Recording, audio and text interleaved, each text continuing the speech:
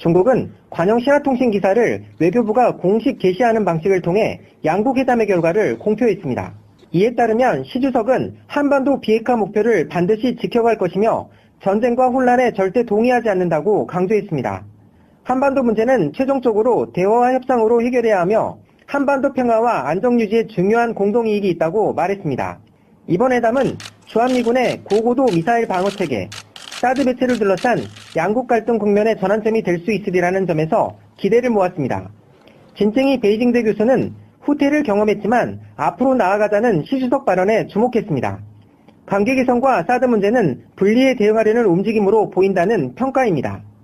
중국 측은 우리 측이 노영민 대사의 난징 대학살 추모식 참여 등 배려와 성의를 보인 점도 환영했습니다.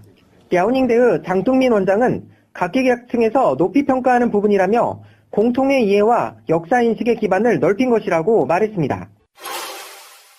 추미애 대표는 3박 4일간의 일정을 소화하며 러시아 상하원 의회 지도부, 극동지역 담당 부총리, 극동개발부 장관 등을 두루 만났습니다. 추 대표는 러시아 의회 및 정부 인사들에게 북핵 문제에 대한 한국 정부의 입장을 설명하고 지지를 당부했다고 밝혔습니다.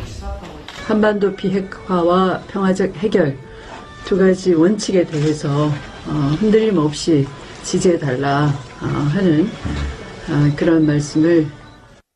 추 대표는 최근 북한과의 조건 없는 대화를 제안한 렉스 틸러슨 미국 국무장관의 발언에 대해서는 지지 입장을 표시했습니다. 틸러슨의 견해는 사실은 대단히 실용적인 견해인 것이고 대화만을 위한 대화. 대화만을 위한 대화도 검토할 필요가 있다는 말씀입니다. 그렇죠. 추 대표는 국제올림픽위원회의 도핑 관련 징계로 내년 평창 동계올림픽에 개인 자격으로 출전하게 될 러시아 선수들을 적극 지원하겠다는 뜻도 전달했고 러시아는 이에 대해 아주 만족스러워했다고 설명했습니다. 전담 응원팀을 구성을 해서 선수들이 기량을 발휘하는데 전혀 기가 꺾이지 않도록 하겠다. 추 대표는 알렉산드르 주코프 러시아 올림픽위원회 위원장을 직접 만나 러시아 선수 지원 방안을 협의하기도 했습니다. 가상화폐 투기 과열을 막기 위한 정부의 긴급대책 발표에도 열기는 식지 않고 있습니다. 이번엔 거래소들이 직접 나섰습니다. 당장 다음 달부터는 정부 규제한 대로 1인 1계좌 거래가 시행됩니다. 본인 명의의 시중은행 계좌 중 그것도 딱 한 곳 매칭시켜놓은, 페어링 시켜놓은, 연결시켜놓은 딱 한 곳의 시중은행 계좌에서만 입금이 되고 다른 계좌에서 입금이 시도될 때는 다 튕겨져 나가도록 거부하도록 해서 거래소를 운영하려면 20억 원 이상의 자기 자본을 보유해야 합니다. 투자자의 원화 예치금은 100% 금융기관에 맡기고 가상화폐 예치금은 70% 이상을 오프라인 상태의 별도 외부 저장 장치에 보관해 해킹 위험을 최소화하도록 했습니다. 거래의 안전성과 투명성을 높이겠다는 겁니다. 과열된 시장 분위기를 잡기 위한 방안도 내놨습니다. 투기 심리를 조장할 우려가 있는 과도한 마케팅과 광고를 당분간 중단한다. 이 시간 이후부터 모든 신규 암호화폐 상장을 당분간 유보한다. 투기 광풍이라는 따가운 시선을 의식한 듯 혁신 기술로서 가상화폐의 중요성을 강조했습니다. IMF 위기를 극복하는 새로운 전기를 IT에서 찾았다시피 우리 경제가 당면하고 있는 여러 가지 문제를 저희는 블록체인 기술이 우리에게 또 다른 기회를 줄 수 있지 않을까. 가상화폐 규제 수위에 대한 정부의 고민이 여전한 가운데 업계가 내놓은 자율 규제안이 얼마나 효과를 거둘지 주목됩니다. 날씨가 엄청 추워요, 지금. 언론에 나오는 보도를 보면은 지금 서울 같은 경우에 영하 15도. 와, 진짜 이게 얼마만에 이런 추위가 오는 건지 모르겠네요. 그래서 계속 지속된다 그러는데 북극에서 날아온 찬바람. 그래서 지금 북극권인 러시아의 모스크바보다 강한 추위가 4일째 이어지고 있다. 그래서 지금 요즘에 회자된 중요한 단어 중에 하나가 13한 2원이에요. 13한 2원? 죽었다 죽었어. 예전에 아니 이게 제가 날씨를 쭉 체크를 해보거든요. 제가 관심 있는 지역 날씨를 많이 체크해요. 대한민국 서울의 날씨가요. 서울, 춘천, 이런 철원 이런 데 날씨가 놀라지 마십시오. 모스크바보다 훨씬 춥고요. 모스크바는 낮에 보통 요즘 영상이에요. 1도 정도 된다고 하죠. 네. 그 다음에 또 추운데 어디 있죠? 헬싱키. 거기보다도 추워요. 아이슬란드요? 레이캬비크보다도 더 추워요. 거기는 북극권이라고 하거든요.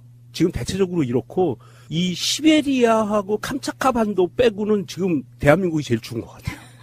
그게 제가 지금 한 7, 8년 만에 한국에서 12월을 보내는 게 처음이거든요. 그래요? 근데 보통은 프랑스에서 아무리 추워도 영하 3도 뭐 이 정도예요. 근데 여기 오니까 막 영하 15도 막 이렇게 아침에 뭐 체감온도 막 이렇게 되면은 집 밖에 나갈 수가 없는 거예요. 정말 이불 밖은 위험해. 오늘 새벽 한강에 첫 결빙이 관측됐습니다. 이번 한강 결빙은 지난 겨울보다 42일, 평년보다 29일 이른 겁니다. 기상청은 이번 한강 결빙이 1946년 이후 71년 만에 가장 이른 한강 결빙이라고 말했습니다. 위도상으로 보면 프랑스가 더 높거든요. 네. 근데 그러니까요. 따뜻해요. 그 지중해 영향을 받아서 그러나요? 기압대가 형성되는 게 좀 달라서 그런데 지금 대한민국 같은 경우에는 북극에서 내려오는 찬바람, 고기압대 이거를 이제 대륙풍들이 온다고 그러잖아요. 북극에서부터 시베리아를 거쳐서 중국을 거쳐서 우리나라로 오는 이게 겨울에 굉장히 왕성해지거든요. 그런데 예전에는 사만사원이라고 그랬었잖아요. 3일 동안은 그 대륙성 고기압이 발달했다가 4일 동안은 해양성 저기압이 발달해서 밀어 올렸다가 이게 이제 반복됐는데 지금은 그러면 완전 대륙성 고기압이 13일 동안 밀어 제끼다가 한 이틀 쉬었다가 힘드니까 또 밀어 제끼고 이러는 거 아니에요. 근데 좀 이해가 안 가. 철원이 지금 영하 10도거든요. 제가 군대 생활하는데 가장 추운데 철원이 10도인데 러시아는 1도야. 아, 러시아가 지금 나오는 게요? 모스크바 쪽은 유럽이에요. 그러면 잠깐만 그러면 한번 보시죠. 북극에서 봤을 때 찬 공기가 발발되는 곳에 봤을 때 툭 뛰어넘어서 한반도에만 찬 공기가 있어. 가운데 뚝. 이게 무슨 이런 그게 경우가 어떻게 있는 거야, 되냐면 북극은 이제 우리가 통상적으로 북쪽 맨 끝이잖아요. 지구에 맨 꼭대기라고 봤을 때 거기에서 찬바람이 보통은 이렇게 쫙 퍼져 내려오는데 지금은 대서양 쪽에서 올라오는 따뜻한 바람이 얘를 밀어요. 그러니까 이게 많이 밀려서 얘가 그 반대쪽으로 밀려 내려오는 게 어디냐 하면 시베리아 동부 캄차카 반도 내몽골 쪽으로 해가지고 북한을 거쳐서 우리나라로 내려오는 거예요. 밀려서. 그러니까 유럽 쪽은 비교적 따뜻한 날씨가 계속되고 춥기는 해도 이쪽은 이제 완전히 이제 피바가지 쓰는 거죠. 우리나라. 근데 이제 이 정도 날씨면요. 제가 군대 생활하는 철원 같은 데는요. 영하 17도에서 20도가 넘어가요. 실제로. 그렇죠. 네, 실제로 그다음에 철원 평야에 서 있으면요. 칼바람 장난 아닙니다. 지금도 이번 주에도 철원이 17도를 넘나들고 있거든요. 그러니까 거기가 추운 곳인데 근데 그러면 조금씩 올라가나요? 작년에 생각해보면 작년에도 이렇게 추웠어요. 작년 촛불. 그 이야기는 제가 미리 예언을 드린 적이 있죠. 최근 몇 년 사이에 더위 추위의 패턴이 바뀌었어요. 그렇죠. 그러니까 그 여름에는 여름 초입에 엄청 덥고 그리고 겨울에는 겨울 초입에 엄청 덥고 제 예언하건대 1월 중순 가면은 정말 따뜻할 겁니다. 눈도 안 와버리고. 희한하게 바뀌더라고요. 근데 이게 날씨가 이렇게 되면은 여러 가지 기비가 엇갈리는 게 있는데 일단 밖에서 하는 오프라인 활동은 줄어요. 그리고 겨울에 밖에 나가려고들 안 해. 그 아까 마찬가지처럼 안 나가더라고요. 특히 이제 겨울 같으면 왜 스케이트장이나 뭐 이렇게 가잖아요. 안 가. 너무 추우면 안 가. 대신에 온라인 쇼핑몰이 엄청 발전해요. 발달해. 그러니까 예를 들어서 추위 용품을 사야 되는데 나가기도 싫으니까 이제 클릭질하고 있는 거야. 우리 푸른나무님이 매일 클릭질을 하고 있습니다. 아무리 추워도 주말에는 집회에 나가야 됩니다. 그건 괜찮지. 근데 저 군대 쪽 이야기 한번 해보면은 저는 보통 이제 전방에 많이 있었는데 제 기억에는 영하 15도가 기본이었어요. 그럼요. 네. 그거 안 믿더라고요. 네, 사람들 안 믿어요. 그래서 그 흔히 하는 말 있잖아. 오줌을 싸는데 바로 올더라.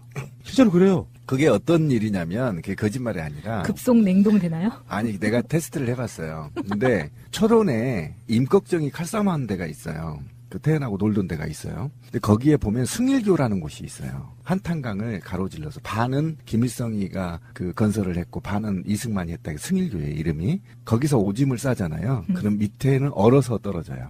그 얘기가 그 얘기입니다. 그리고 그 한탄강이 1m 정도 눈이 얼어요.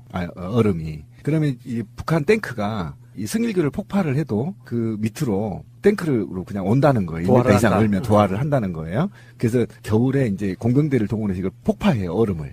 아모늄 나이트레이트라는 걸로 밀어서 폭파해서 밖으로 밀어내요. 얼지 않게. 그러니까 그만큼 추운 곳이에요. 거기가. 그러니까 동계훈련 나가보면 느끼는 건데 그 혹강훈련이라고 부르는데 실제로 그런 정도 온도에서 제 경험이에요. 땅을 파요? 잠을 자야 되니까 위장해서. 분치모라고 하죠.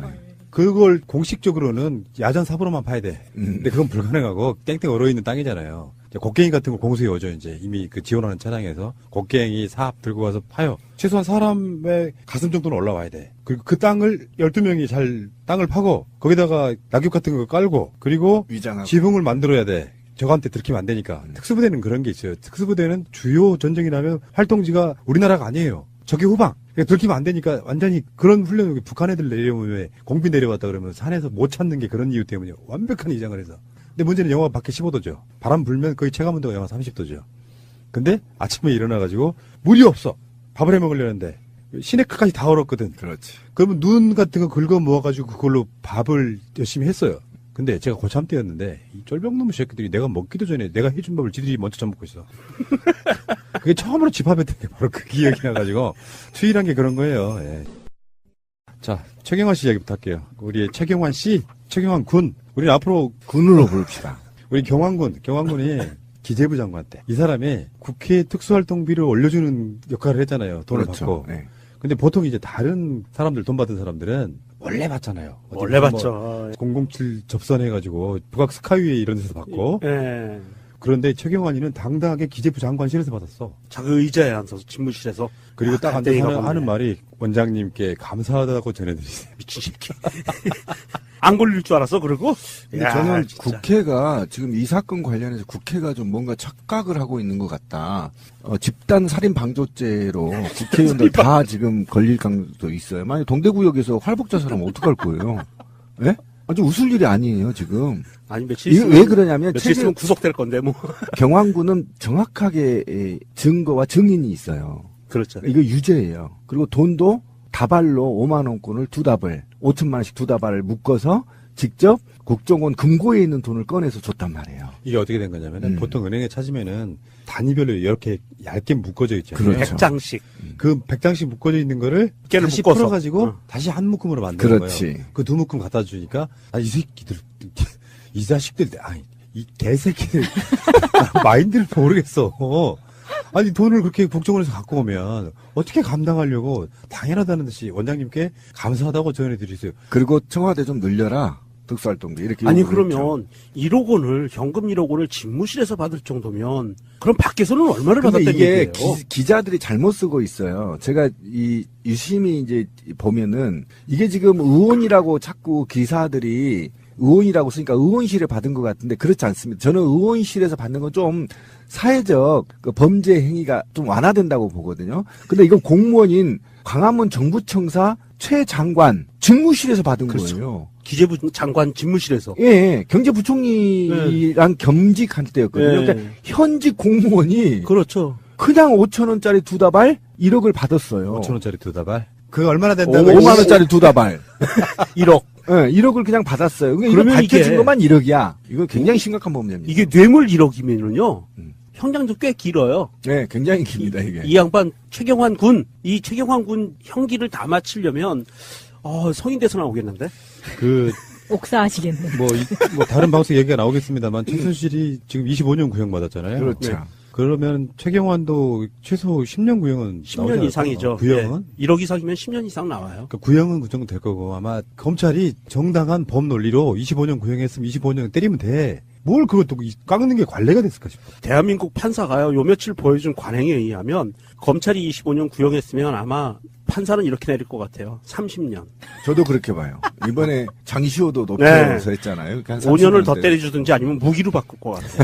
근데 확실히 그게 정치인이든 뭐든 간에 수사에 협조적이면요. 분명히 감경돼요. 그럼요. 그 최순실이도 막 개난리를 쳤잖아요. 자기는 뭐 당했다, 음모에 당했다 이런 식으로 계속 그 끝까지 그래서 약간 괘씸죄가 포함된 거라고 저는 보고 재판장에서 구형이 나오자 소리 질렀다는 거 아니에요? 참.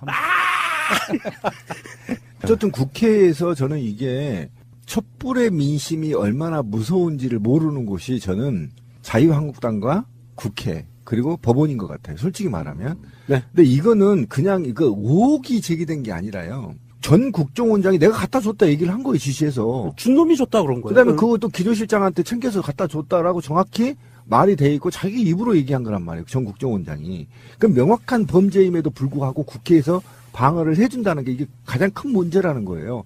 범죄 사실이 밝혀졌잖아요. 근데 방해해주는 건 아니고요. 정확히 말하면 국회 전체가 최경영을 버렸다고 보는 게 맞아요. 버렸다 그러면 구속을 하게끔 승인을 했어야 된다는 거예요. 근데 그렇지 않고 자기들은 놀러 갑니까? 아니죠. 자기 손에 피 안 묻히기 위해서 어차피 24일 이후에는 검찰의 맘대로 데려갈 수 있으니까. 그러니까 결국은 죄 씻고 감싸게 한 거 아닙니까? 그러니까 자기 손에 피 안 묻히는 게 맞는 말 같고요. 그러다가 여기 한 5, 6일 있는데 동대구에 활복하면 어떡하라고. 피 얼어. 봐라. 그렇게 바래요. 저 바라지 않습니다. 저는 인간 생명을 존중하기 때문에 절대 바라지 그건 않습니다. 아니야. 예를 들어서 역사란 가장 중요한 게 해당 당사자의 반성이에요. 그 반성 달게 받겠습니다. 탈북하면요? 근데 왜 자꾸 일본식의 그 자결을 하는 거죠? 친일파니까. 자식들이 기분 나쁘게. 짱돌로 그냥 자기 머리를 조사서 죽어버리는 그렇지. 낫지. 바위덩이에다 그냥 쪼사서. 그럼 대가리 받고. 자, 일단 최경환 이야기였고요. 그 최경환이 끌어왔던 경제 정책 중에 대부분 다 이제 뭐 경기 부양 또는 뭐 집값 안 떨어지게 하려고 엄청 했던 그게 바로 초이노믹스의 핵심이에요. 그것만 보면 초이노믹스. 차근이 없어가지고. 할복노미스. 그렇지. 할복노미스. 일억노미스. 짱돌노믹스가 낫겠다. 어쨌건 이 사람이 했던 그 정책에 대한 일종의 사실 이게 똥치우기거든요. 그 임대주택 등록 활성화 방안이라는 게 나왔어요. 가만 신비님은 정말 잘하는 이야기일 거야. 이게 임대 사업자를 이런 거 있잖아요. 이게 편입이 되는 게 좋아요. 지금 이 건물 갖고 있는 주인 있죠. 이 사람이 갖고 있는 건물이 무지하게 많아요. 근데 임대 사업자로 등록 안 해. 일단 기존은 이렇게 보시면 됩니다. 내년 4월이면 집을 2채 이상 가진 사람들한테는 세금이 꽤 좀 나갈 거예요. 그러니까 임대 사업자로 아예 등록을 하게 되면 세수가 생겨요. 정부 입장에서는.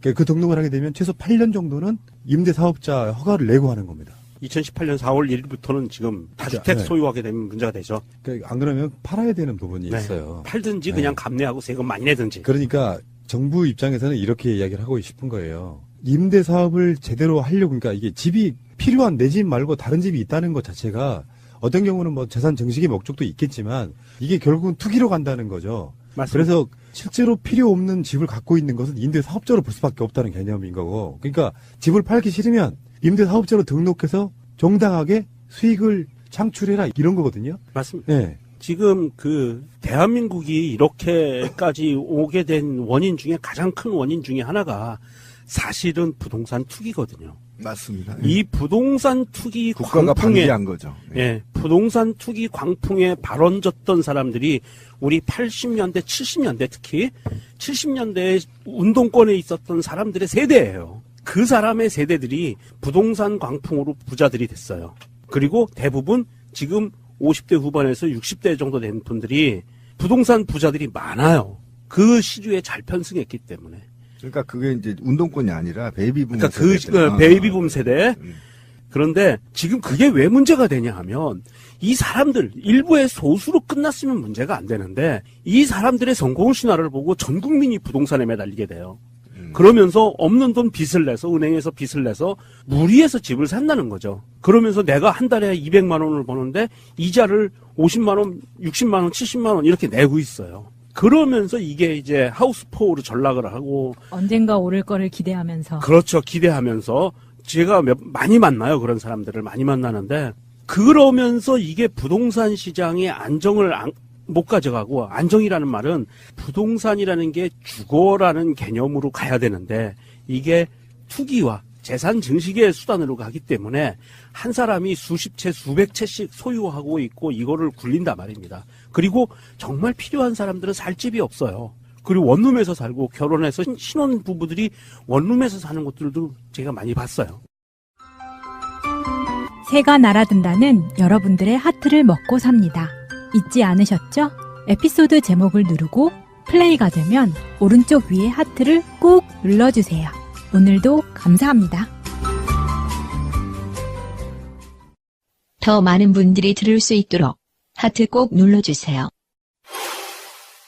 그러니까 어쨌든 정책의 전반적인 흐름은 어쨌든 이제 임대 사업을 내지 않으려면 팔아라 라는 그렇죠. 게 이제 의도입니다. 그리고 이것이 왜 좀 심도 있게 얘기가 되냐면 우리 임영종 님이 얘기한 것도 좀 말이 맞긴 해요. 그런데 우리가 노후연금이 지급되지 않아서 노후 생활을 할 수 있는 게 임대 사업이 안정적인 노후 보장이 좀 있었어요. 그러니까 사회 보장 제도가 좀 노후 보장이 돼 있다라고 한다면 부정적인 임대 사업 말고요. 긍정적인 임대 사업들은 어쨌든 로망이 빌라나 이렇게 상가 조그마한 거 하나 지어놓고 노후 돈 받아서 이제 노후연금 건물주가 되는 거죠. 건물주가 되는 거죠. 퇴직금을 받아서 이게 가장 안정적인 거란 말이에요. 예, 근데 그렇죠. 만약에 노후연금도 만들어지고 어쨌든 연금이 국민연금 시대가 온다고 한다면 저는 이건 좀 줄어들 거라고 봐요.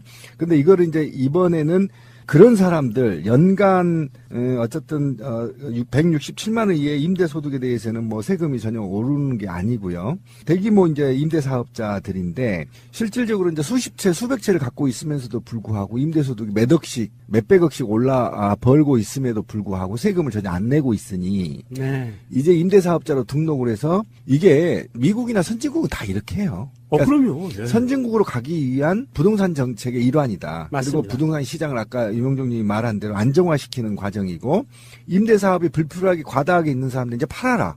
지금 보급률이 125%가 넘었잖아요. 그런데도 불구하고 집을 미보유자들이 지금 60%가 넘는다는 거 아닙니까? 약 한 55% 정도 된다고 하는데, 그러니까 집값이 이제 조금 안정화될 것이다라는 게 장기적인 측면에서 좋은 거죠. 그런데 어떤 이것과 관련해서 국가가 어쨌든 노후복지나 연금 등을 확대하는 방안들을 같이 맞물려 준다면 어쨌든 이 정책이 굉장히 힘을 받을 정책이고 이후에 지방세나 세수를 늘리는 데 있어서 굉장히 좋은 정책이어서 공정한 세수 차원에서도 굉장히 좋은 바람직한 거다라고 지금 저는 생각이 들어요.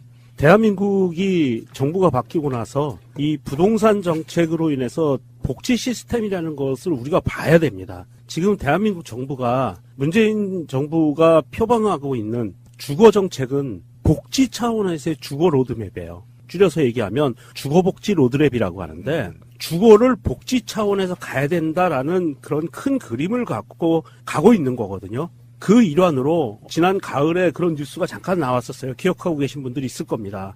LH공사가 앞으로는 민간에게 택지 분양하거나 LH공사가 직접 분양하는 시스템의 아파트 공사 이런 것을 줄여나가고 대신에 임대를 늘리겠다라고 했어요. 공공임대를 많이 늘리겠다라고 했어요. 집이라는 것이 주거의 목적으로 이제는 가고 있는 거예요. 그리고 이게 복지라는 목적으로 간다는 것은 살 집이 없어서 힘든 사람들을 없애주겠다는 거거든요. 이게 이제 주거복지 로드맵인데 이게 중요한 키포인트가 있습니다. 그동안은 주택정책이라는 것은 아까 얘기했죠. 최경환 군이 추진했던 거. 주택정책은 잘 보세요. 건설회사를 위한 정책이었어요. 그렇죠. 경제 활성화라는 목표하에 건설회사를 위한 정책이었는데 지금 나온 문재인 정부에서 나온 주거복지 로드맵은 엄격하게 얘기하면 수요자를 위한 거예요. 그러니까 수요자를 중심으로 사람들이 직접 집에서 살 사람들을 위한 주거정책을 가져가겠다라는 굉장히 큰 그림을 그리고 있는 것의 시발점입니다. 지금 시작을 하는 거예요. 그래서 내년 4월 1일까지 다주택자 처리해라. 그리고 이런 강경책을 하는 거에 이번에 임대소득자로 등록을 하면 이러한 세제 혜택을 줄게. 신고해. 그것도 싫으면 그냥 보유세 많이 내고 이 세 가지 중에 하나를 고르라고 지금 딱 던져준 거예요. 그냥 옛날식으로 정부가 이렇게 갈 거니까 따라와 그리고 확 눌러버리는 게 아니라 실제로 주택을 많이 갖고 있는 부동산을 많이 갖고 있는 사람들도 우리나라 국민들이거든요. 우리 시민이거든요. 그렇기 때문에 당신들이 그렇게 과다한 재산을 갖고 있으면서 소득세도 제대로 내지 않으니 임대사업자로 신청을 해서 등록을 해서 소득세는 제대로 내라. 대신 건강보험료나 기타 등등 이런 부분들은 소득에 관계된 부분, 재산세에 대한 부분들은 일정 부분 경감해 줄게. 이거 싫으면 4월 1일 전에 팔어. 그것도 싫으면 그냥 갖고 있다가 세금 많이 내주면 고마워. 이 세 가지 중에 하나 고르라는 거예요. 그리고 국민들에게는 이런 메시지를 던지는 겁니다. 대한민국 정부는 이제 앞으로 주택이라는 부분을 복지 차원에서 다룰 거니까 이제는 국민들 여러분이 집을 사는데 그렇게 투기, 재산 증식의 목적으로 대출받고 어렵게 그렇게 생활하지 마십시오라는 메시지를 던져주는 거예요. 예, 지금 결국엔 임대인보다 임차인의 권리를 좀 강화시키는 부분 때문에 아직은 전월세 상한제라든지 계약 갱신 청구권 이런 거나 시행을 안 했는데 거기 좀 버금가는 제도가 어느 정도 보완이 돼 있다고 그러고요. 2020년까지 임대 사업자 등록이 부진할 경우에는 단계적으로 지금 전월세 상한제나 계약 갱신 청구권제를 의무화하겠다 이런 건데 이러다 보면 이제 다주택자 시민님, 이러다 보면 집 팔고 싶지 않겠어요? 예, 팔았어요. 하셨어요? 잘하셨네. 잘했습니다.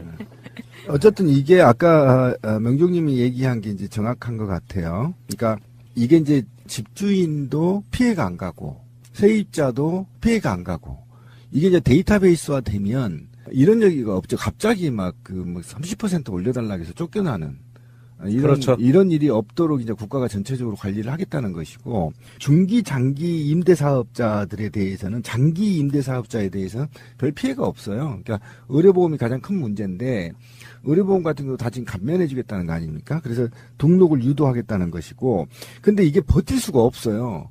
그러니까 인류나 선진국들이 지향하는 방향이기 때문에 버틸 수가 없으니까 빨리 선택해라. 만약에 못하겠으면 팔아라. 지금 팔아라. 국가가 사든 수요자가 사든 어쨌든 사서 주택의 안정화를 가져오겠다는 정부 정책이 굉장히 바람직한 겁니다. 근데 이보다 더 바람직한 방법이 있어요. 뭔지 아세요? 국가가 다 빼앗아서 다시 재분배하는 거죠. 네. 대한민국 역사에 한 번 있었어요. 무상몰수, 무상분배 해야죠. 예. 한번 해야죠. 대한민국 정부가 생기던 시절에 해방 공간에 맞아요. 그때 무상몰수에서 무상분배를 했었어요. 사실. 실제로 있었어요. 대한민국 역사. 아니면 땅은 전부 국가 소유로 돌리고요. 임대만 해버리는 겁니다. 이런 빨갱이들. 빨갱이 아니에요. 빨갱이 정책 아니에요. 아니 대한민국 역사에 있었다니까요. 지주의 재산을 무상몰수해서 나눠줬다니까. 그러니까 이게 바로 이런 거잖아요. 어제 있었던 경호원 폭행 뭐 홀대 이런 거보다 이것도 중요한 정책인데 뉴스 안 하잖아요. 굉장히 중요한 정책입니다. 이거. 거의 안 해요. 뉴스를. 그러다 보니까 우리가 이제 불가피하게 또 우리는 뭐 모든 분야의 전문가 아니겠습니까? 딱 기사 보면 이게 무슨 뜻이구나 다 알잖아요. 감사드리고요. 다음 뉴스로 넘어갈게요. 자유한국당의 반대로 5.18 특별법이 처리가 불발됐어요. 얘네들은 이제 항상 고춧가루야. 그러니까 지금 우리 광주에서 올라오신 이춘문 광주포럼 공동대표님. 예, 그분. 이런 분들의 어떤 생각. 그게 이제 그쪽 밀접하게 연관이 돼 있잖아요. 그럼 5.18 특별법을 만들어서 이 세월호 특별법이랑 똑같아요. 특별법을 만들어가지고 뭔가 서급해가지고 조사를 하게끔 하자 이렇게 한 건데 결국은 자유한국당 쪽이 이런 식이더라고요. 5.18 진상규명에 대해서는 공감하나? 그 다음에 다른 이상한 실드. 공감도 안 한다는 이야기죠. 그렇죠. 그러니까 불편한 거예요. 이거를 특별법을 만들어가지고 진상규명하고 이러는 게 불편한 겁니다. 근데 저는 이게 국회 메커니즘에 대해서 굉장히 화가 나는데 지금 자유한국당 내부에 직간접적인 관련자가 있단 말이에요. 당시 검사장 출신도 있고 검사도 있고 홍준표도 관련돼 있죠. 그죠? 이런 전반적으로 관련자와 가해자의 직간접적으로 관련이 있단 말입니다. 그러면 이런 법안이 예를 들면 말이죠. 5.18 민주화운동 진상규명을 위한 특별법안뿐만 아니라 군 사망사고 진상규명에 관한 특별법도 폐지해버렸어요. 연기된 거죠. 쉽게 폐지가 아니고. 이것과 관련해서 과연 그러면 이게 이제 원인이 한 가지 있어요. 공청회를 안 했다는 거예요. 법적인 용어가. 근데 공청회를 하면 되거든요. 발의해놓고 하면 돼요. 근데 그걸 빌미로 좀 안 한 이유는 한국당이 가해자가 아직도 있다라는 거예요. 당내에. 거꾸로 온 거예요. 5.18을 탄압했던 전신 그 철학들을 갖고 만든 당이 자유한국당이기 때문에 거기에 대해서 거부했을 때 그러면 그들을 이 투표권에 참여할 수 있는 거냐. 저는 이거에 대해서 의문을 이제 던지기 시작했어요. 도둑놈의 새끼가 국회에 숨어 있는데 그놈한테 표결권을 줄 수 있는 거냐. 이게 비정상적인 국회다. 저는 이런 생각을 해봤거든요. 그러면 이런 문제가 있을 때는 저는 사실 자유한국당 빼고 투표를 해야 된다고 생각해요. 관련자들 빼고. 제가 너무 어거집니까? 사실 이 부분이 그 공청회를 안 했다는 핑계를 대는데 이 법안 발의에서 법안이 통과될 때 공청회는 사실은 해야 되는 부분이에요. 해야 되는 부분인데 당 원내대표들이 모여서 합의하면 그 절차를 생략하고 넘어갔던 것이 그동안의 관례예요. 그렇죠. 제가 며칠 전에 방송에서도 얘기했지만 국회는 자기들 그 반상회 규칙 하나 제대로 못 정한다고 제가 맹렬하게 얘기를 했는데 이것도 또한 마찬가지입니다. 이 원내대표들이 만나서 합의한 사항인데 자유한국당 원내대표도 나와서 합의했어요. 그래서 다 끝난 상황이에요. 4당이 나와서. 그런데 자기 정당에 가서 얘기하니까 뭔 개소리야. 안 돼. 그리고 뺀치는 거예요. 지금 공식적으로. 이렇게 돼버린 상황이고 자유한국당 완전히 콩가루로 돌아가고 있고요. 얼마나 중요한 거냐면 이게 왜 헬기 기총소사 사건 막 그 자료들이 나오고 비행기 폭격 준비 자료들 나오고 그랬었잖아요. 그런 것들에 대해서 진상규명을 다 하자는 얘기거든요. 그리고 이게 민주당에서 발의한 법안도 아니에요. 국민의당에서 발의한 거예요. 그러니 또 국민의당은 또 얼마나 화가 나겠어. 근데 어쨌든 공청회라는 것도 저는 이제 말씀을 잘 꺼냈는데 그게 법적 절차 요건이긴 하나 공청회라는 자체가 뭐냐면 국가나 입법기관이 법을 제정할 때 또는 계획을 입안할 때 국민의 의사를 들어보라는 거거든요. 그렇죠. 이해 당사자의 의견도 들어보고. 예, 들어보고. 그런데 문제는 이 법이 수십 년 동안 계류됐고 국민들이 계속 다 알고 있는 사항이에요. 그러니까 공청회를 굳이 안 해도 되는 거예요, 사실은. 그게 형제복지원 사건도 법 만들 때 그 과정을 다 거쳤어요. 그렇죠. 공청회하고. 예. 그거는 이제 그 사건이 범국민적으로 이제 확산이 안 돼 있기 때문에 들어야 되지만 5.18과 군 진상규명은 지금도 일인시하고 있고 온 국민이 다 아는 사항이에요. 그러니까 이유를 들었던 이유는 이유일 뿐인 거죠. 예. 이명박이 연말에 모임을 가졌답니다. 물론 이야기가 뻔한 건데. 우리 MB군이 예. 또. MB군 이명박 군께서 우리 정부가 한 일에 잘못이 없다. 당당하게 임하라 이렇게 이야기도 했고요. 뭐 약 먹었나? 그러니까 이거야. 그럴 줄 알았어요. 그러니까 이명박은 그런 머리를 어마어마하게 쓴 거예요. 왜 자원외교 비리나 이런 거 보면은 그런 거잖아요. 모두 국가 정책에 관한 일인데 그것을 가지고 왈부왈부하는 것에 대해서는 저들이 어떻게 하든 우리가 당당하게 임하면 된다. 그러니까 계속해서 우리가 그런 걱정을 해왔잖아요. 실제로 자원외교를 하기가 힘들다는 게 정말 불법성이 드러나지 않는 한 정부의 정책에 대해서는 불법으로 말하기가 좀 애매한 부분이 있다는 것이죠. 네. 사자방해도 뭐 4대강도 마찬가지예요. 정책을 했는데 결과적으로 나쁘게 나왔는데 이걸 처벌하면 안 된다는 그런 게 있잖아요. 그런 거는 원칙은 있습니다. 그런데 이제 거기서 불법적인 부분을 가려낼 수는 있죠.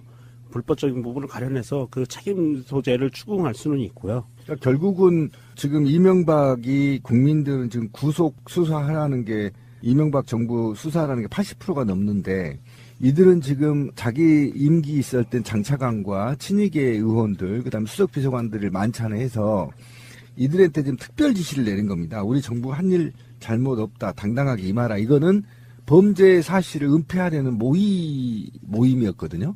그래서 이제 이게 사실은 구속 수사를 국민들이 촉구하고 있는 이유가 전직 대통령이라는 엄청난 네임밸류가 있기 때문에 말 한마디면 증거가 삭제될 가능성이 있단 말이에요. 또는 말 맞추기를 하거나 예를 들어보세요. 크리스마스 따서 만나고 신년이라고 해서 만나서 그 사건에 대해서 모의하고 입 맞추고 이거 못하게 구속하라는 거 아닙니까? 근데 구속 안 하니까 자꾸 이런 빌미 뭐 생일이라고 모여서 다 모여서 야 너 그때 그거 어떻게 처리하냐? 지금 그 법원에 누가 컨트롤하고 있냐? 다 이렇게 물어볼 거 아니에요. 안 물어볼 리가 없죠. 그렇죠. 대책 모임이죠. 그럼요. 네 지금 어떻게 돼가냐? 그 사건 어디까지 수사했어? 다 이게 입맞추기 하는 건데 이거를 왜 검찰이 두고 보냐는 겁니다. 저는 답답해요. 그러니까 그 이명박 임기가 사실은 5년 전에 끝났어요. 얼마 안 지났어. 그 당시에 민정수석들만 불러와도요. 아직도 검찰 라인, 법원 라인 다 살아있고요. 이 사람들이 갖고 있는 생각은 이런 거예요. 그러니까 자기들끼리 이제 어떤 컨셉 프레임을 맞추는 거죠. 여기서 나온 게 이제 정책위원회 뭔 개소리야. 물론 다스는 약간 다른 개념이에요. 뭐 댓글 사건이라든지 블랙리스트라든지 이런 것들에 대한 이야기를 하고 있는 건데 이 만찬이라는 표현도 웃긴다. 뭘 처먹길래 만찬일까요? 저녁밥? 네. 국민도 현 정부가 적폐청산 수사를 억지로 끌고 간다고 보고 있다. 지금 검찰이 제대로 하는 게 없다. 어차피 무리한 수사이기 때문에 구속영장 기각 등의 일희일비하지 말고 담담히 보고 있다. 이렇게 그러니까 일단 틀린 말은 국민도 그걸 그렇게 보고 있다네. 여론조사는 그냥 뻘인가요? 우리나라 국민의 70% 이상이 이명박 수사하라고 얘기하고 있는데? 예. 이 국민은 누굴지 정말 궁금하기도 하고요. 그런데 이게 지금 이런 사건이 있고 나서 생일날 또 모인다고 하잖아요, 연말. 그 이명박 생일은 12월 19일이잖아요. 근데 18일날 모인대요. 하루 앞당겨서. 트리플데이. 그러니까 이명박 생일, 결혼기념일, 당선기념일. 결혼기념일 왜 챙기지? 어디다가 트리플, 그럼 쿼드러플 데이. 더하기 구속일.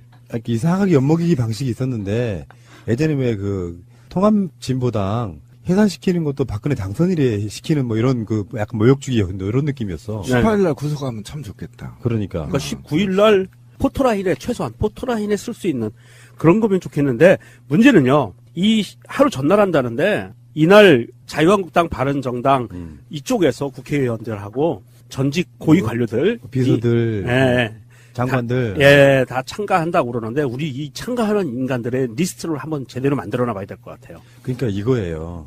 김관진 기각, 임관빈 기각, 김태효 기각 이렇게 나왔잖아요. 네. 핵심들 2명이 지금 풀려났어요. 네. 이 상황에서 이제 사기가 충천한 거예요. 정치권에서 막아줄 사람들도 필요하고 그래서 사실 메머드급 행사라는 거예요. 생일이라는 빌미를 갖고 생일이라는 빌미가 없으면 또 쟤네들끼리 모여서 뭐 한다고도 비난이 쏟아질까봐 생일 파티 겸해가지고 그때 주요 요직에 있던 사람들 다 모아서 이 정부의 검찰의 수사에 지금 대비해보자 이런 거거든요. 그렇죠. 일단은 첫 번째 메시지가 저는 그럴 거예요. 아직 이명박은 살아있다. 검찰, 판사 제대로 줄 서라. 다음 적군 우리가 잡는다. 그리고 두 번째의 메시지가 어쨌든 자유한국당과 지금 이제 바른정당하고 국민정당이 통합하고 이후에 다시 국민의당과 자유한국당을 다시 또 합쳐면 양당 구도 체제에서 또 정권 잡아올 수 있다라는 시나리오를 전 명확하게 그날 발언할 것 같아요. 저는 비공식 발언으로. 그래서 다시 우리가 이대로 무너져서야 되겠느냐. 저 빨갱이들한테. 우리가 다시 잡아야 된다. 지금은 못 잡지만 4년 후에는 잡아야 된다. 그러기 위해서 지금 준비해야 된다라고 해서 역설하면서 자기 자신의 부패도 좀 가리고 그리고 세도 좀 만방에 좀 고하고 그리고 이제 통합에 안철수와 유승민의 통합을 좀 견인하고 어쨌든 두루두루 지금 포석을 깔고 다 만날 거다. 내가 볼 땐 규모가 한 100명이 넘을 것 같아요, 지금. 예. 그러니까 이게 해과시 측면도 있지만 그렇죠. 사실은 아직도 여전히 이명박은 불안하거든요. 단지 김관진이나 김태우 이런 애들이 잠깐 풀려났을 뿐이고 그게 무죄가 된 건 아니란 말이에요. 그렇죠. 그렇다 보니까 어떤 흐름을 타야 되는 상황이라고 봐요. 그러면서도 뭔가 이 사람 그런 거 있잖아요. 만약에 명종님이 어떤 사건에 휘말려가지고 지금 사회적으로 약간 좀 왕따되는 분위기라고 하면 본인 입장에서는 자기 동조했을 사람들이 규합이 필요해요. 그래서 형은 무죄지 무슨 형이 무슨 잘못이 있다고 해줄 사람들이 많이 필요해요. 근데 이게 이제 우리 사인간의 이야기가 아니고 한때 정권을 잡았던 사람의 이야기니까 사실 이게 반격의 시작이죠. 검찰이 구속도 못 시켰네. 김관진도 그렇고 김태호도 그렇고 요 관점으로 바라보기 시작하면 이제 일대 진짜 저들의 반격이 시작된 거다라고 보는 거죠. 저는 거기에 더불어서 과연 이날 신비님이 얘기한 것처럼 그런 대규모 인사들이 참가를 할까는 조금 의구심이 있어요. 제가 보기에 그날 참가하는 사람들은 일단 검찰의 소환 1번이에요. 다음 수사에 대한 검찰 소환 1번으로 다 지킬 것 같아요. 그건 무리한 추정이죠. 죄가 특정돼 있는 게 없고요. 예를 들어서 지금 시기를 한번 보셔야 돼요. 뭐냐면 정권이 바뀌고 일종의 청소 작업을 하고 있어서 사건도 많고 무지하게 많아서 그냥 잡범 수준의 것들은 내버려 두는 정도지. 인력의 한계가 있으니까. 그런 정도라서 거기에 검찰이 전지전능한 건 아니기 때문에 큰 줄기를만 잡고 가야 되는 상황이라 이 사람들 눈에도 보이지도 않는 거죠. 사실 이 현재로서는 보면 예를 들면 이런 시기가 아니고 정말 평화로운 시기라고 하면 다 핀셋으로 찍어낼 수 있을 만큼 다 죄 짓고 있을 거예요. 근데 거기에는 이제 이런 측면이 있는 거죠. 안 오면 이명박한테는 배신자예요 또. 그렇죠. 안 오면 이명박 같은 그러니까 짓이죠. 정권을 잡고 있건 안 잡고 있건 간에 한쪽 세력이 공고하게 이렇게 카르텔로 이렇게 뭉쳐져 있으면 왜 그런 거 있잖아. 뭉치면 살고 흩어지면 죽는다를 걔네들이 시전하고 있는 거예요. 어쨌든 장차관 정도 되고 이것과 관련해서 당시 MB 정부의 관료들 그다음에 정치인들 특혜를 본 사람들 또는 범죄에 연루돼 있는 사람들은 불안해서도 가겠죠. 맞아요. 네, 사건이 어느 정도 지금 실책이 되고 있는 것인지 나까지 감옥에 가야 되는 것인지 이제 판가름하러 가게 됩니다. 그렇죠. 예. 네, 그리고 이제 이념적으로 또는 또 이념적으로 도저히 저희들한테는 안 되겠다. 예를 들면 뭐 일본 앞잡이도 있을 테고 미국 앞잡이도 있겠죠. MB 측근들에서는. 그럼 걔네들은 이제 도저히 이제 자유 시장 체제를 지향하고 복지나 뭐 평화 이거 필요 없다. 우리는 돈만 쳐벌면 된다 하는 놈들은 다 가서 어쨌든 거대한 그룹을 형성할 가능성은 있어요. 왜 그러냐면 걔네들이 국가를 농락할 때는 친분 하나만으로도 몇백억씩 벌어가잖아요. 고향에 막 4대 강도 뒤엎고 뭐 그 동네에서는 다 경주 동네에서는 다 알고 있는 사실이에요. 그렇게 이득을 본 사람들이 모여서 수사의 향방도 가름해보고 아니면 또 각하 혼자 다 뒤집어 쓰시고 저희들 살려주십시오 이렇게 할 수도 있고 그러니까 어쨌든 전반적인 흐름을 보고 또 입을 맞춰야 되기 때문에 이날 제가 볼 때는 굉장히 많은 사람이 갈 가능성이 매우 높다. 여기서 가장 훌륭한 놈은 뭐 하는 놈인지 아세요? 자수하는 놈. 네. 아니면 녹음했다가 제보하는 놈. 제대로다 그거. 거기에 반성하는 겁니다. 이런 거야. 이명박이가 지금 설선수범에서 말을 했다잖아요.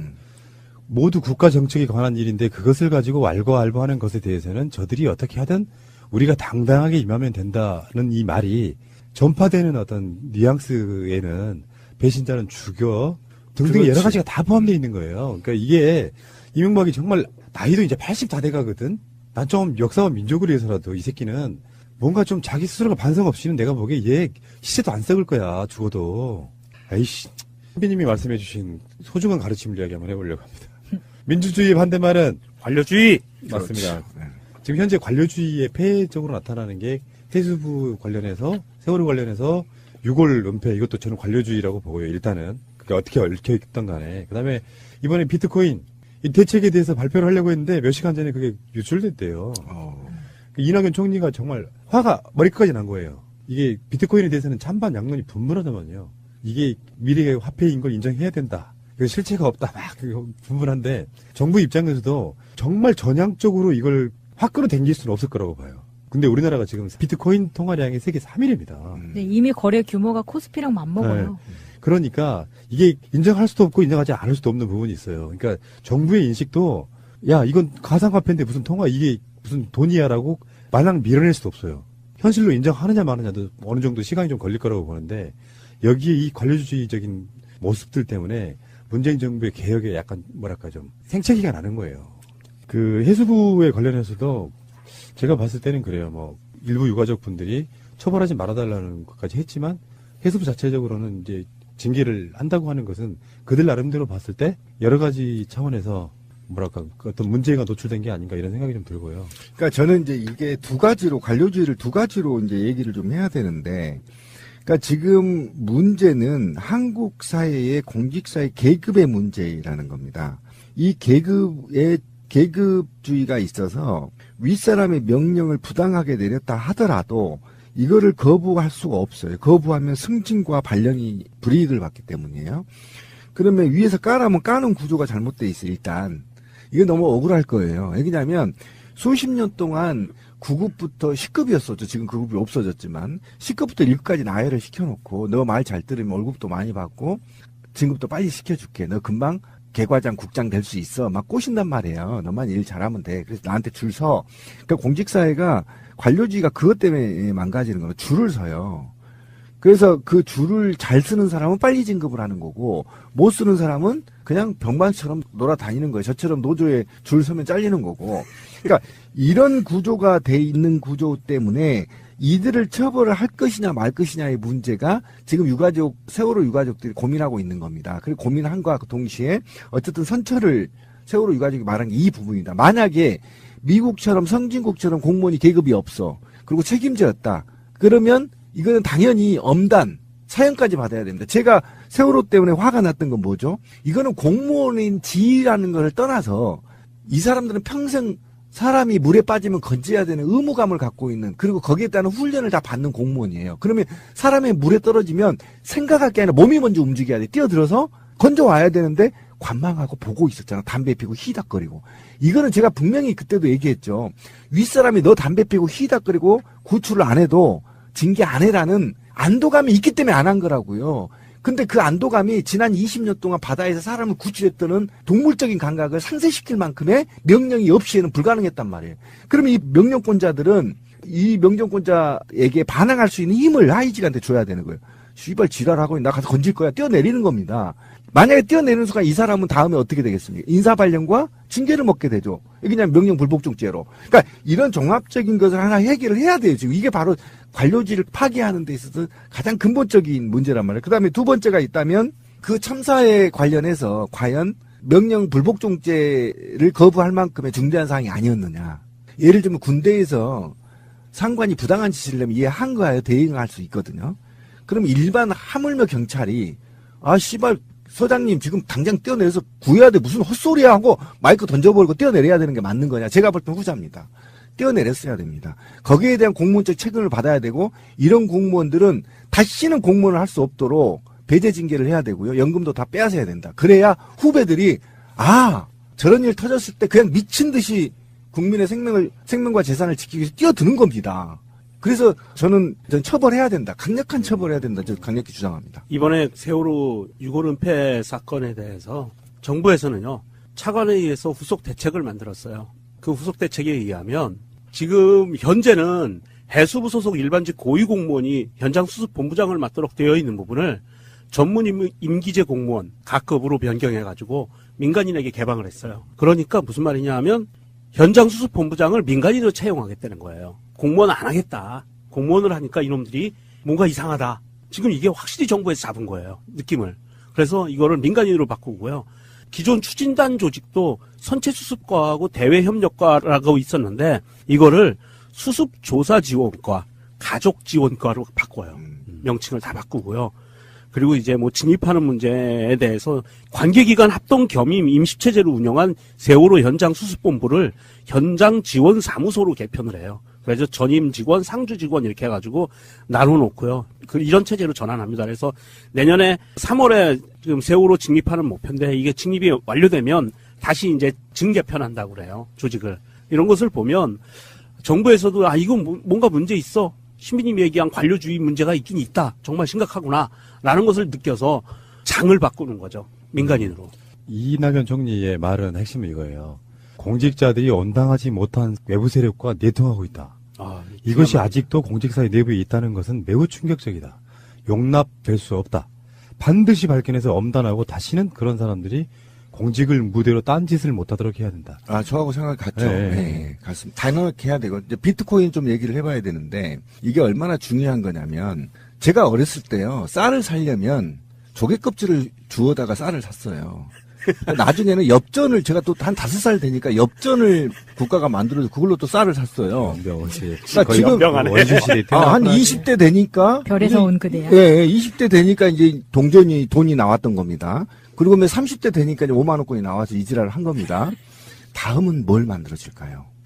이미 박근혜 정부 이후부터는요, 사이버 스페이스의 현상이 현세를 지배하기 시작했어요. 그러니까 먼저 사이버 스페이스에서 모든 인간사가 이루어져요. 그리고 이게 현세를 조종하게 돼요. 그러면 이 말은 무슨 말이냐면 이미 비트코인은 전 세계의 전쟁 속에 말려들고 있단 말이에요. 이 화폐의 진화를 누구도 효과적으로 빨리 하고 그다음에 이것을 어떻게 국가는 세금을 효율적으로 받아들여서 이 비트코인이라는 화폐가 사이버 스페이스 화폐가 국경 없이 넘나들면서 인류의 보편적 가치를 실현할 거냐에 고민해야 되는 문제란 말이에요. 근데 이런 국가의 고심들이 결정 단계에 이전에 정보가 나갔다고 한다면 이거는 제가 볼 땐 반역죄예요. 강력한 처벌을 필요하고요. 다시는 이런 굉장히 중요한 시장이 흔들흔들 거릴 수 있는 이런 정책들, 그리고 이 정보를 누군가 빨리 얻으면 이득을 엄청나게 취한 세력들이 있어요. 민감하기 때문에. 이런 세력들의 불온한 세력들이 이익을 주고자 또는 피해를 줄이고자 정보를 유출했다면 이거는 반역죄로 다뤄야 됩니다. 우리 그 비트코인이 지금 현재 시세가 1,000만 원이 넘는 걸로 알고 있거든요. 1비트코인이. 그러면 대한민국이 왜 그렇게 비트코인에 열광을 할까? 주위에서 비트코인에 열광하는 사람 봤어요? 못 봤죠? 별로 못 봤죠? 마차님이 못 봤으면 진짜 못 본 거야. 왜냐하면 상위 그룹에 속한 인생을 살았기 때문에. 별로 못 봤죠. 왜 많으냐 하면 중국에서 비트코인 거래를 금지시켰어요. 그 돈이 우리나라로 와서 움직이는 거예요. 이게 지금 우리나라를 거쳐가는 거라고 말입니다. 그러면서 이게 비트코인이라는 게 신비님이 얘기한 것처럼 스페이스 공간에 전 세계인이 이렇게 두루 쓸 수 있는 가상화폐가 아니라 스페이스 공간의 하나의 투기 자본으로 움직이는 거예요. 이거를 그래서 우리나라 정부에서도 이 부분에 대해서 일정 부분 제재를 가하려고 했던 것이 뉴스로 나가기 전에 정부 정책 발표가 되기 전에 새어나갔다는 거고요. 이제 이 비트코인을 세계화 화폐로 인정한다는 건 전혀 반대입니다. 인정할 수 없는 부분이고, 왜냐하면 이거는 어느 한 개인이 만든 시스템일 뿐이지 이게 전 세계에 있는 시민들이나 정부들이 합의한 사항이 전혀 아니고요. 만약에 그런다면 하나의 통화를 다시 만들어야지. 그런 거는 있고. 가상화폐. 네. 알겠고요. 일단 관료주의 우리가 뭐 그렇게 이슈로는 막 튀어나오진 않지만 사실은 엄청난 적폐의 청산 그 뒤에 관료주의와의 싸움이 굉장히 오랜 시간 동안 되지 않을까 이런 생각해 봅니다. 자, 저번에 우리가 방송으로 한두 달 전에 이야기했던 거예요. 신세계그룹. 네. 그러니까 신세계그룹이 주 35시간 근무제를 도입하겠다고 밝혔는데 이게 꼼수다라는 이야기가 나오고 있어요. 그 핵심 이야기가 뭐냐면 결국에는 하루에 일하는 시간을 7시간만 일한다. 그래서 신세계 직원들은요. 9시에 출근해서 오후 5시까지 출근하는. 근데 이게 신세계 발표 속에는 뭐가 있었냐면 노동시간은 줄이는 대신에 월급은 깎지 않겠다거든요. 예. 근데 지금 9시에 출근해서 5시에 퇴근하는 사람 같은 경우는 정규직 이야기고요. 예를 들어서 이마트에 근무하시는 이런 분들이 있잖아요. 이거는 어떤 게 있냐면은 임금 깎는 건 아니에요. 예를 들어서 지금 이마트가 영업을 12시까지 하는데 11시로 1시간 당겨요. 그러면 이게 12시까지 근무하는 건 어떤 식으로 임금을 지급해 왔냐면 연장 근로수당을 지급한 거야.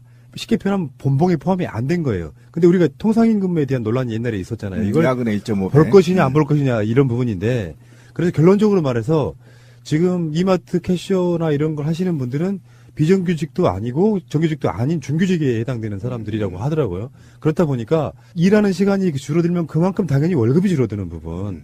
이게 자기들 정규직들한테는 아무 문제가 안 되죠. 월급 주는 대로 주니까. 이런 분들은 연장 근로수당이 기본적으로 돈을 더 버는 것에 대한 그거였는데 알고 봤더니 실제로 다수를 차지하는 사람들은 그 혜택을 보지를 못한다는 거예요. 그렇죠. 그러니까 그 요지는 저는 만약에 이게 이마트나 신세계가 말한 것처럼 주 35시간제를 하고 월급이 줄어들지 않았다면 이거는 노동계의 새로운 판이 흔들리는 겁니다. 이거는 대단한 그렇죠. 거거든요.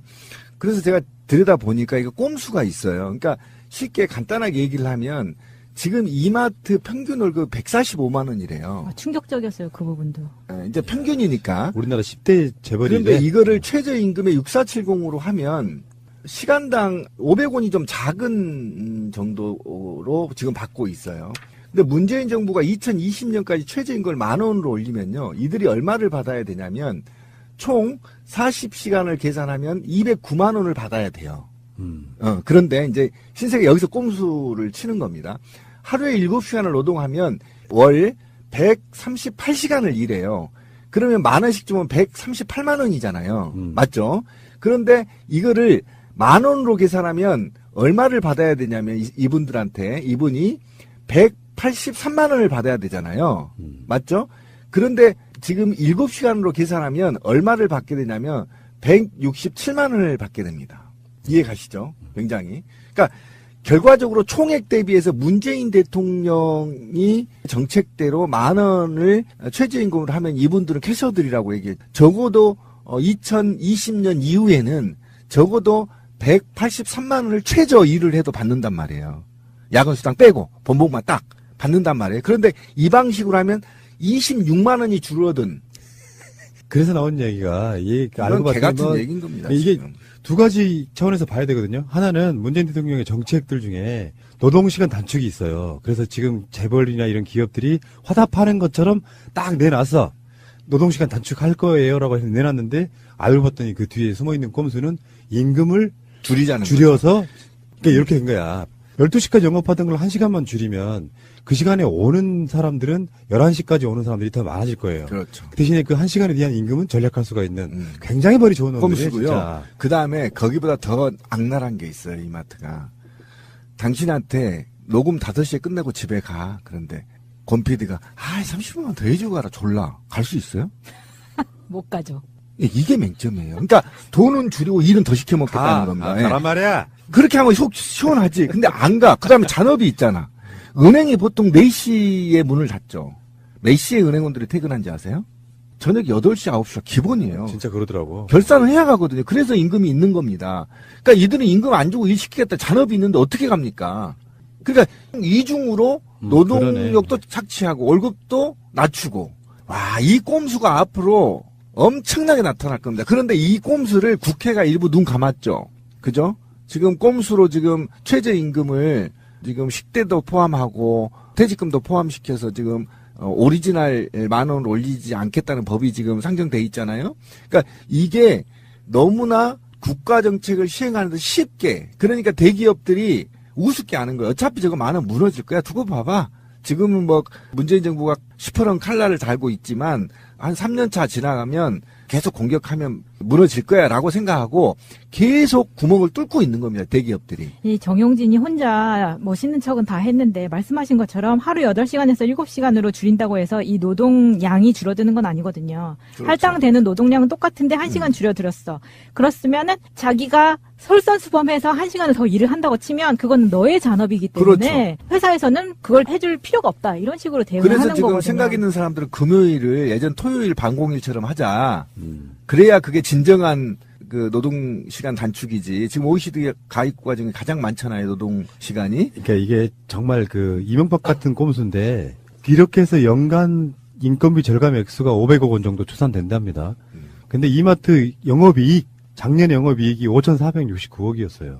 총 매출 말고 이익만. 순이익만. 그러니까 그중에 500억을 또 이 이마트 마진이라는 게 정말 납품하는 업체도 죽이는 구조로 되어 있는데 정말 많이 떼가거든요. 근데 가전이나 식품의 경우에 그 자리에서 제품을 소개를 한다거나 식품 경우에 프로모션 하는 경우에는 이걸 또 이마트에서 바로 채용을 하는 것도 아니에요. 외주업체를 쓰고 그리고 그 외주업체의 교육이나 급여 때문에 들어가는 돈은 납품하는 회사에서 부담을 하는 거기 때문에 이것도 이마트에 손을 거치지 않는 거거든요. 그 혼자 생색은 엄청 내는 거예요, 지금. 방금 그 마차님이 충격 먹었다고 했던 거 이런 거잖아요. 뭐 110만 원 받고 120만 원 받고 이게 일반 직장인하고 똑같이 일하는 시간 똑같잖아요. 그러니까요. 서서 일하잖아요, 예. 이분들. 그리고 또 정치권에서는 뭐 다 똑같은 동일한 분들은 아니시겠지만 아동수당 또 철저하게 깎아대서 최선 못 주게 하고 이러잖아요. 그러니까 이게 어떤 세력과 재벌들이 쿵짝쿵짝 해가지고 얼만큼 국민을 착취해왔는지가 난 저는 이 숫자로 봐요. 그럼요. 네, 지금 그럼요. 예를 들어서 이분들 110만 원, 120만 원 뭐 어떻게 다 한다고 해도 최저임금을 올려줘, 10,000원을 올려줘 봐야 기본 정도밖에 못하는 그런 그렇죠. 거잖아요. 네. 이런 관점으로 보면은 정말 이제 좀 세상의 패러다임이 바뀌었다라고 생각이 들면 기업들이 생각을 좀 전향적으로 해야 되는 게 맞죠. 근데 이게 그 얘기가 계속 이제 반복되는 거예요. 군PD가. 민주주의나 자본주의는 시스템으로 통제를 해야지. 어쨌든 시스템으로 갖춰야 되는데 이건 저는 국가가 이런 경우에 과태료 먹여야 된다. 국가가 강제를 해야 되죠. 네, 강제를 해야 됩니다. 이 부분에. 네, 그렇게 꼼수하지 마라. 대한민국하고 비슷한 경제 규모와 비슷한 땅덩어리와 인구를 갖고 있는 이탈리아를 보면은요. 거기는 시스템을 강제를 해요.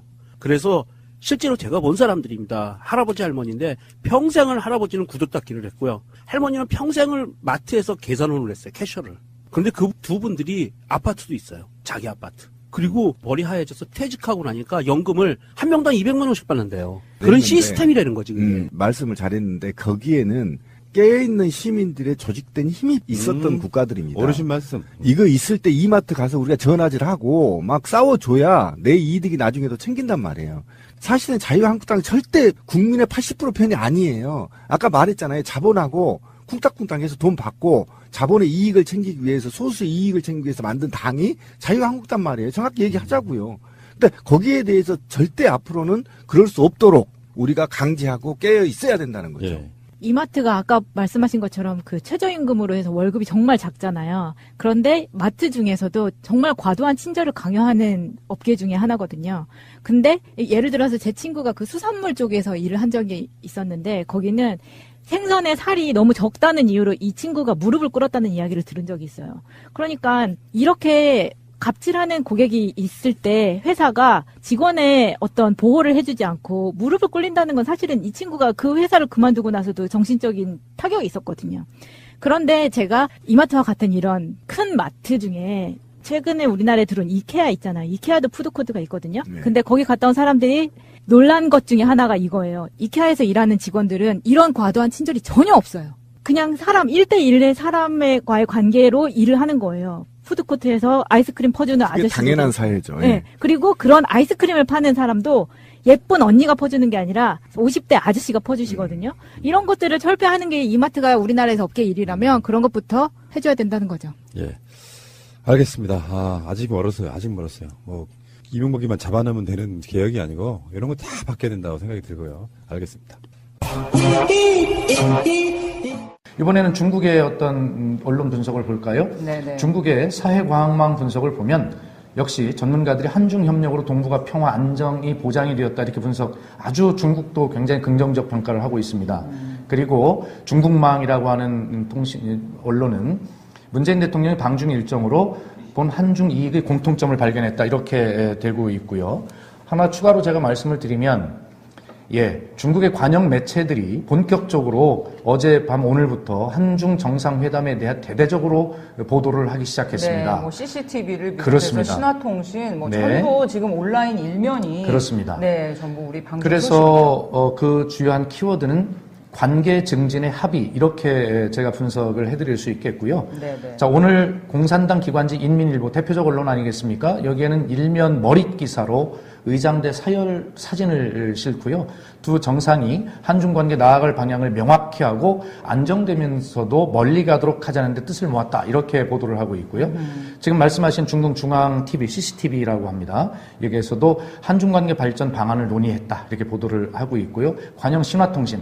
양 정상이 올바른 궤도에 따라 관계를 증진하지 않는 데 합의했다. 이는 장기적인 양국 관계 발전을 확보하기 위한 것이다. 이렇게 돼 있고 마지막으로 하나만 더 소개해드리면 영자지 차이나 데일리는 문재인 대통령이 중요한 시기에 방중을 했고 사드 문제로 타격을 받은 양국 관계를 회복하는 그런 회복의 기회를 제공할 것이다. 그리고 새로운 출발점을 찍었다. 이렇게 적극적으로 보도를 하고 있습니다. 네, 와, 지금 간략하게 지금 간추려 주신 건데도 이 중국의 뭐 이런 방중 보도 굉장히 긍정적이고 분석적이면서 아주 쏟아지고 있네요.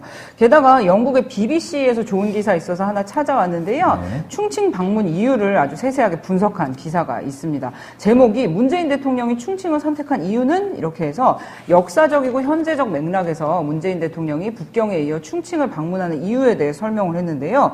이게 이제 상하이에서 시작했던 우리 임시정부의 의미가 크다 이렇게 얘기를 하고 있습니다. 임시정부가 1919년에 시작을 해서 뭐 항저우, 충칭 이렇게 옮겨갔는데 충칭에서 가장 활발한 활동을 벌였다 이렇게 지적을 하면서 역사성을 강조를 하고 있고요.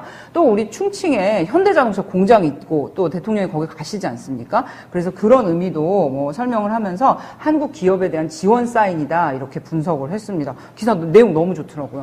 아니 이 저 원고를 김선 행정관이 직접 쓰셨기 때문에 한자도 안 틀리고 거의 안 보고 그대로도 제가 썼으니까 이 정도는 좀. 예, 그리고 또 한 가지만 더 추가로 소개를 해드리면 네네. 어제 아침에 문재인 대통령과 김정숙 여사께서 노영민 대사 부부와 함께 중국에 한 식당을 갔지 않습니까? 네네. 예, 그래서 뭐 그것도 일부에서는 또 혼밥을 먹냐 정말 이렇게 보도를 하는 것도 있었는데요. 예, 사진 나오네요. 예, 그렇습니다. 그런데 이 분명히 말씀을 드리면 저희가 이 중국 일정을 준비를 하면서 정말 치밀하게 기획한 일정이라는 말씀을 분명히 드립니다. 왜 어떤 뜻이냐? 중국 수억 명의 중국 국민들이 마음속으로 걸어 들어가는 우리 대통령의 모습을 보여드려야 되겠다는 그런 의도를 담아서 저희가 이 식당을 예약을 하고 사전 점검도 하고 했는데요. 오늘 중국의 한 기자가 바로 이 식당 주인을 인터뷰를 하는 소식 들으셨습니까? 네네, 맞습니다. 네네. 지금 우리나라 온라인 커뮤니티에 돌고 있는데요. 이 식당 주인을 중국 기자가 인터뷰한 내용입니다. 어떤 내용이었냐면 이 주인은 그날 아침까지도 대통령이 오는 줄은 몰랐다고 해요. 그랬는데 갑자기 대통령이 오는 바람에 가게가 꽉 찼고 대통령 부부가 이제 식사를 한 다음에 남은 이 샤오롱바오 만두를 포장을 해갔다고 합니다. 그래서 너무나 기쁜 만남이었고 또 이 가게가 곧 대통령 세트를 출시할 계획이라고 합니다. 문재인 대통령이 드셨던 메뉴 세트를 그대로 출시를 할 예정이라고 하니까 먹어보고 싶네요. 하여튼 문재인 대통령이 가는 식당마다 대박이 우리나라에서 나고 있지 않습니까? 그러게요. 바로 중국까지도. 삼청동 수제비집 가셨던 그런 그랬죠. 상황인데 뭐 중국 이 가게도 근데 굉장히 저 식당 주인의 인터뷰를 보면 감동적인 말들이 있던데 제가 한번 적어와 봤는데요. 마치 보통 중국 사람인 것처럼 함께 식사하는 모습 이렇게 표현해서 우리 대통령의 그 서민적인 소탈한 모습 이런 것들이 중국 국민들의 가슴 속에도 각인이 될 수 있는 계기가 될 것 같다 이런 생각이 들고요. 네. 또 이 인터뷰한 내용 중에 하나가 한국 대통령의 방문이 이 작은 가게에 변화를 주기 시작했다 이렇게 인터뷰를 했고요. 아까 말씀하신 대로 문재인 대통령 세트 메뉴를 곧 출시하겠다. 아주 굉장히 훈훈한 소식과 대변인이 먹어보고 함께. 싶습니다. 그렇습니다. 예.